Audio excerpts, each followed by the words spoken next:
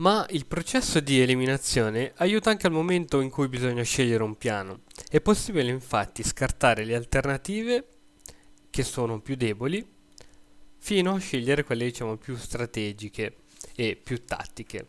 Analizziamo ora questa situazione, torniamo indietro e la mossa spetta al bianco. Allora, vediamo, facciamo un po' un sunto della situazione. Sull'ala di re la situazione sembra abbastanza stabile. Abbiamo i pedoni E che si bloccano fra di loro e quindi la situazione pare che si svolgerà appunto sull'ala di donna. La mossa spetta al bianco e in questi casi di posizioni un po' chiuse, una delle mosse proprio di routine, una degli standard, è proprio quello di andare a giocare pedone A5. In questo modo il pedone in A5 evita le tensioni, si va ad incastonare fra questi due pedoni A e B del nero ed evita appunto l'entrata del cavallo in A5 che sarebbe stata fastidiosa per il nostro alfiere B3. Inoltre in queste posizioni diciamo semichiuse i cavalli sono molto forti per i loro salti. Il bianco così può poi giocare il piano di togliere l'alfiere B2, B4 e in seguito C3, C4 con varie rotture.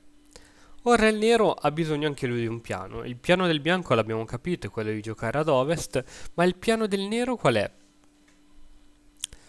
Ci sono diverse possibilità, per esempio il nero può giocare B4 cercando di aprire un po' la situazione, ma dopo B4 ci sarebbe alfiere C4 che va a puntare sul pedone A6.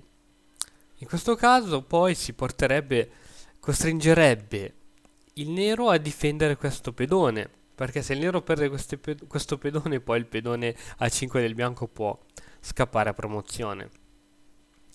Per esempio, dopo alfiere C4, che ne so, qualsiasi mossa del nero, e poi comunque si crea una batteria su questo pedone e il nero è costretto a difendere questo pedone, mentre il bianco invece ha molte possibilità di gioco. Quindi B4 ha visto che non va assolutamente bene.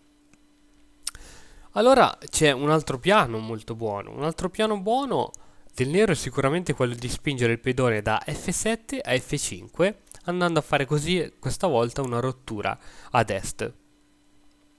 Per farlo c'è bisogno di togliere il cavallo F6 e sicuramente lo si mette in D7. Mettendo il cavallo in D7 però c'è alfiere D5 e quindi non va bene. Quindi anche questa mossa qui viene assolutamente scartata. Allora si può pensare a cavallo E7 che va a togliere le possibilità di giocare alfiere D5, ma dopodiché c'è torre D1 con la spinta in D4 e neanche questa purtroppo va bene. Quindi il nero sta procedendo, come vedi, per eliminazione. Quindi pensa di giocare il primo piano, però togliendo prima la torre. Quindi togliamo ogni possibilità di infilata giocando torre B8. Ora D3, liberando l'alfiere camposcuro, e ora si può giocare tranquillamente D7. Il nero poi riesce a pareggiare il gioco tranquillamente perché dopo alfiere E3, re H8,